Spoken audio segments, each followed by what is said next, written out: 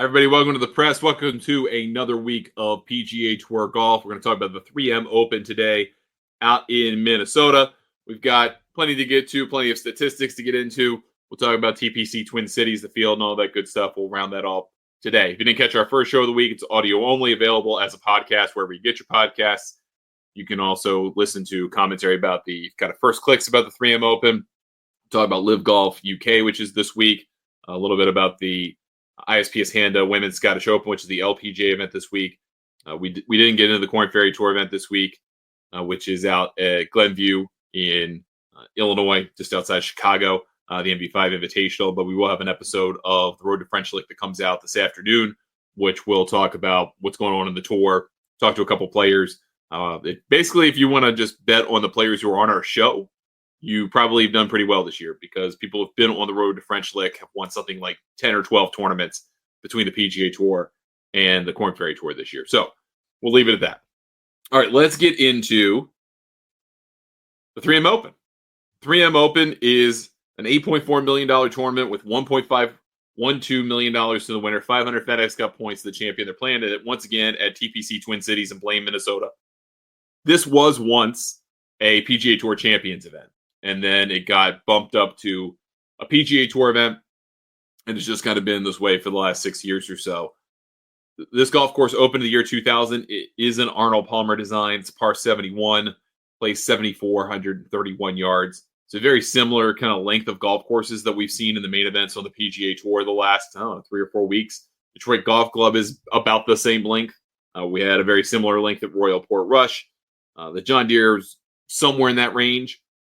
We have a similar length at the CUDA last week. I mean, a lot of similarities in this range. So just kind of assume you're playing at 73.50 to 74.50 these days on the PGA Tour for most weeks. That's pretty fair, pretty standard. So nothing particularly long about this golf course.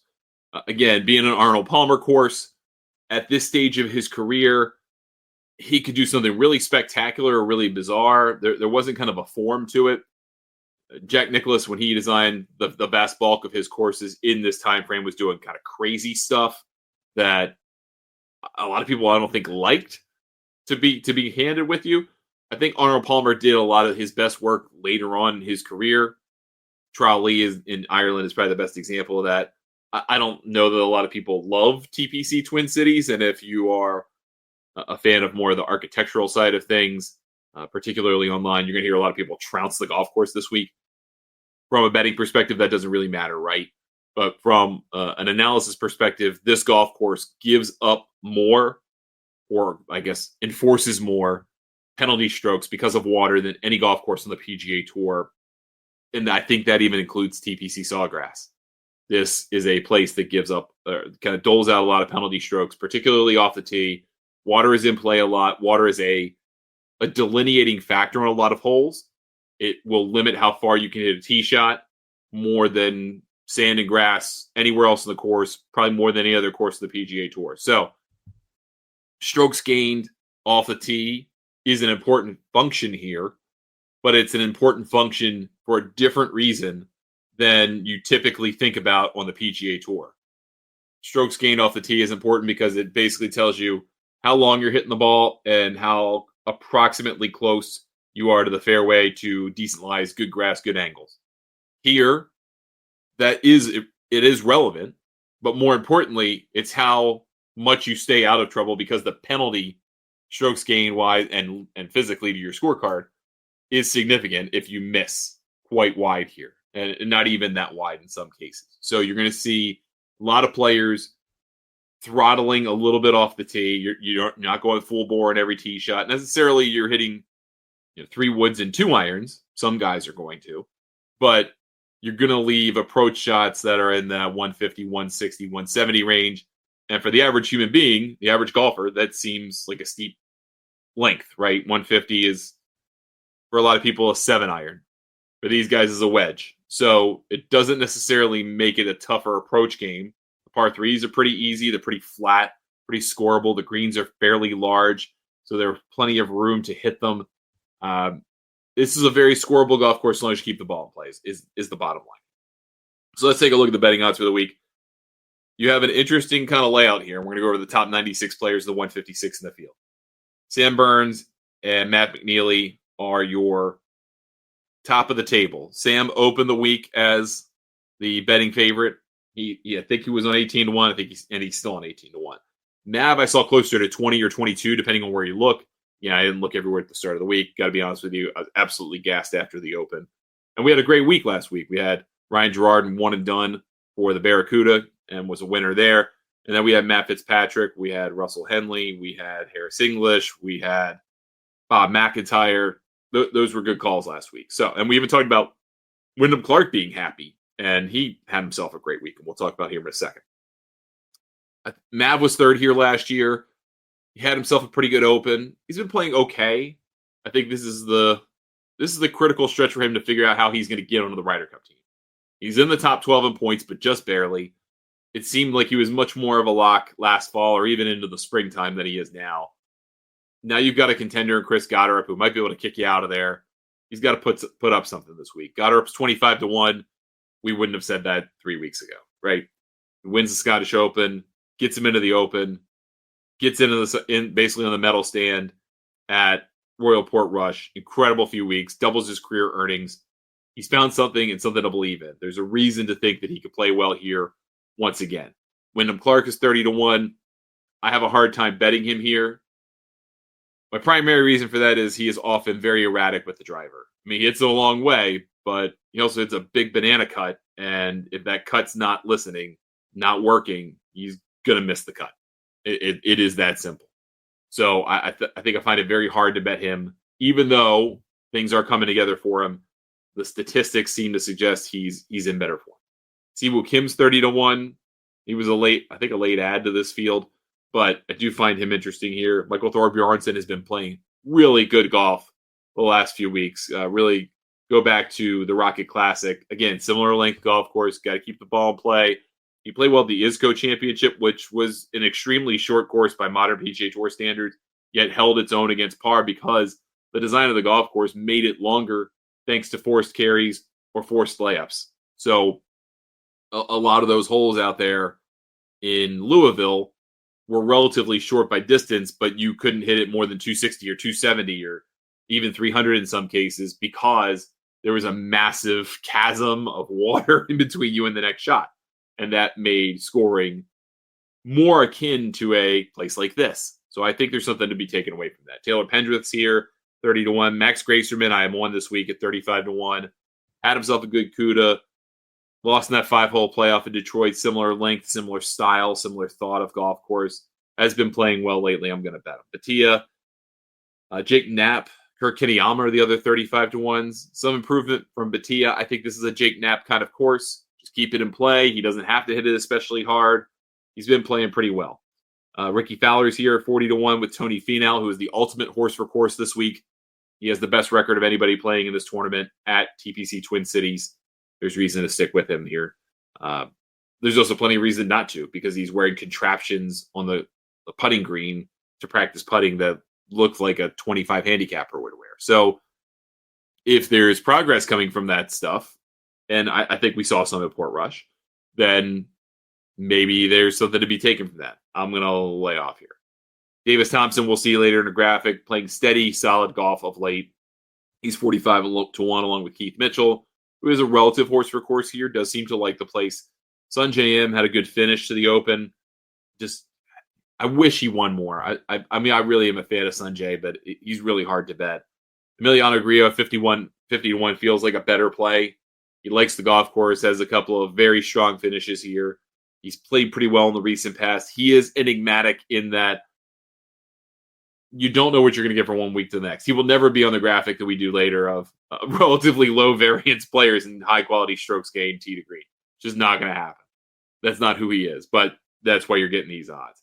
Adam Scott at 55-1 is mildly interesting. I thought Christian Bezadenhout having a really good start to the Open Championship makes him somewhat compelling here. Cam Champ, a former winner here, course specialist, really playing pretty okay, 55-1. I think is worth a look. Luke Clanton at 60-1 is not worth a look to me quite yet. I feel like this same thing when Michael Thorbjornsen went through when he first started. Like he had a great first couple of weeks, And then kind of the realities of being a professional golfer set in, travel, the grind, that you have to make money this way. This is your livelihood now.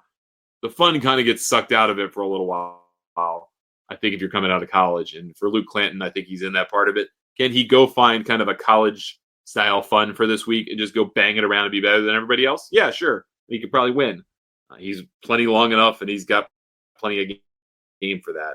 But I just don't think he's there at this moment. I want to get in the model top 10. We'll go through that real quick, and then we'll come back to the rest of the field. Max Gracerman is number 1 this week, which really surprised me, gotta be honest with you. I thought he'd be in the top 6, 7, not 1. Sam Burns, Taylor Pendrith, Adam Scott, Matt McNeely are your top 5. Then Kurt Kitayama. Andrew Putnam was a surprise. He's been playing well lately and has a good course record here. That buoys him quite a bit. Keith Mitchell's 8th. Thor Bjornsson is 9th, and Siwoo Kim is 10th. I mean, a lot of the names we just talked about are right there in front of you. And there's a reason. They're the most consistent players. We have 12 top 50 players in this field this week. It's not a deep field. You're going to get like 43, 45 points if you win this week. More importantly, you're playing for the FedEx Cup points or the 2-year exemption. But this is not particularly a strong field. That's not to say these guys aren't good players. Just compare this top 10 to last week's top 10 for the Open Championship. You see a radical difference. Let's get into the rest of the top 96 on the odds board. Jesper Svensson had himself a nice trip overseas. Rico Hoey absolutely threw away a chance to win the Barracuda last week. Had a horrible final round. Opened the door for Ryan Gerard, who basically crawled across the finish line, but he opened a big lead. Andrew Putnam just saw in that top 10 on the list, 60-1. Sam Stevens, and Jacob Bridgman, and Matt Wallace, and Patrick Fishburne are your 65s. I think Fishburne is worth a look here. He's played well a couple of times in the last 5 events. Matt Wallace is interesting, but I think he may be burnt up from playing overseas the last couple of weeks. Otherwise, I probably would bet him.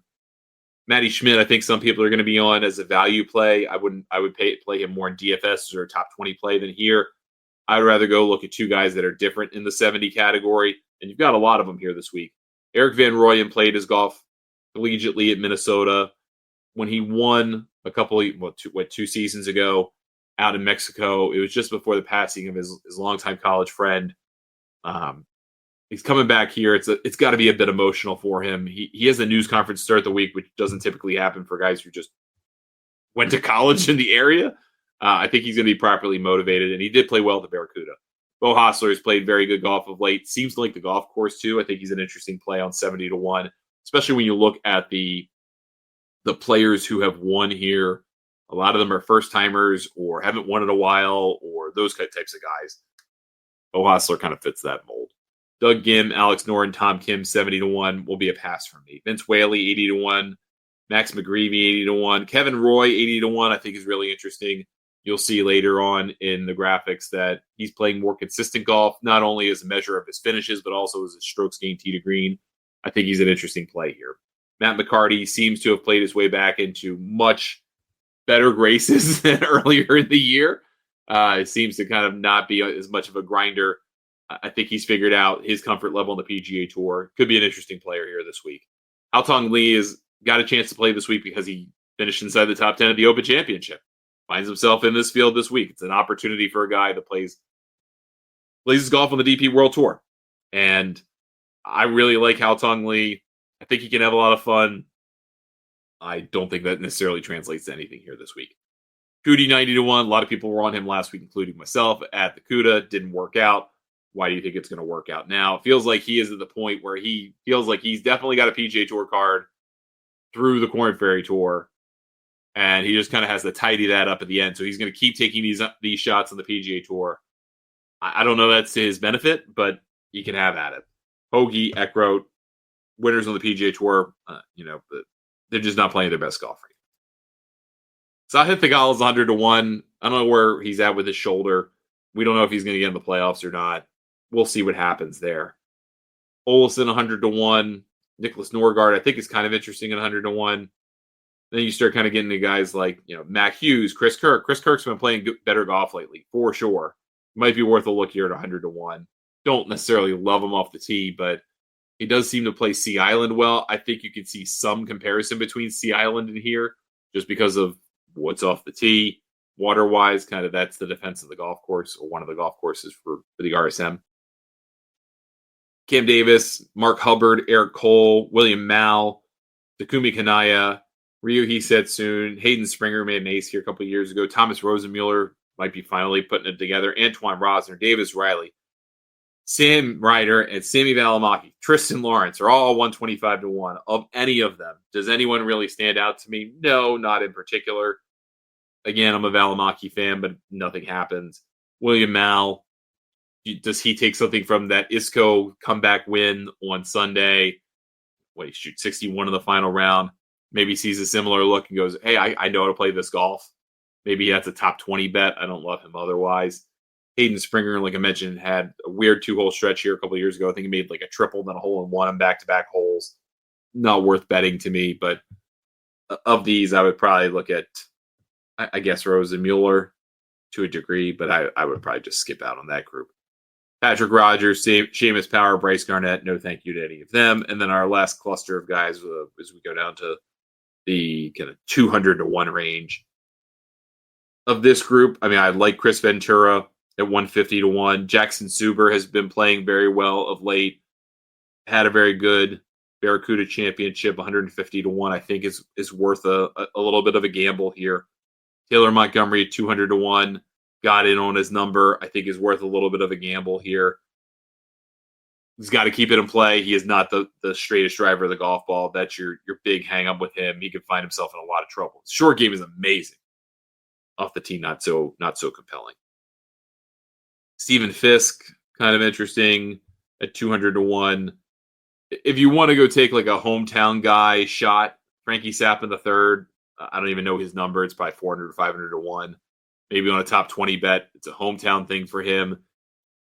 He has not had a good year. I thought he would be a guy that came off the Korn Ferry Tour and did stuff right away, him and Carl Phillips. And Carl Phillips won. I mean, he hasn't done much else, but he did win once this year at the Puerto Rico Open. Frankie is kind of starting to make cuts, but he's really struggled with the grind, I think, of the PGA Tour this year in a way I did not anticipate. Now he gets to come home, place he's played a bunch. Maybe it's helpful for him as a top 20 finish. Maybe his only top 20 finish. I mean, he's practically destined to go back to the Korn Ferry Tour in his current trajectory, but he has the fall to figure it out as well. Wanted to kind of get into the scorecard a little bit just so you could kind of take a look at it this week. This is a par 71 golf course. A lot of the holes are scoreable here. I mean, you can gather that, right? That's not particularly surprising. The way it distributes the length, particularly on the par fives, I think is worth noting. A lot of the par fives are over 600 yards. So you're going to have guys that can't get to the green because they either have to lay up off the tee to avoid water, or they have to lay up because they missed, or they're just not going for it. The length of those third shots tend to be a little bit longer. But these guys are also incredible players, right? They're hitting wedges into these greens on routine occasion, no matter the hole. And they're really good at it. So even if you force them into a third shot with a wedge instead of an attempted chip, pitch, or putt for eagle, you're still probably going to get it pretty close, and they're still pretty much going to score well. Again, this golf course comes down to what can you do off the tee. Horses for courses, we talked about them a little bit earlier. Tony Finau is the best one by far in terms of average finish, frequency in the top 15. Keeps coming back here for a reason. Emiliano Grillo is next. Keith Mitchell and Cameron Champ's up there. He's backed up a win with a couple of good finishes over the years in this tournament. Course fits. This course demands about 1/3 of your strokes gained if you finish in the top 25, come from putting, and everything else is tee to green. These are the players that fit that perfectly, and there are a lot of guys that we talked about. Jake Knapp, Keith Mitchell, Sahith Theegala. Again, do you worry about the injury, where he is with that? I think that's a worthwhile concern.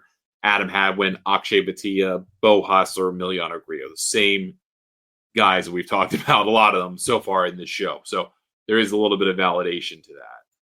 Hot hands, guys who have multiple top 15 finishes in the last, I guess would be 6 or 7 because we have 2 Oppos.